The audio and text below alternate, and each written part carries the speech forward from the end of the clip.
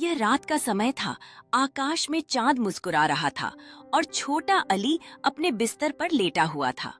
जैसे ही उसने आंखें बंद की, उसे लगा जैसे कोई जादू हुआ हो।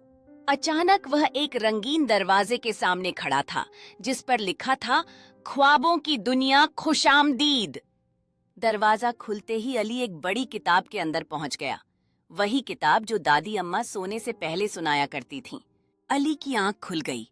वह मुस्कुराया तकिए पर सिर रखा और दिल में बोला, कल फिर मिलेंगे मेरी कहानियों की दुनिया। वहां शहजादे घोड़ों पर सवार थे, परियां हवा में उड़ रही थीं और बोलती हुई चॉकलेट अली को सलाम कर रही थी।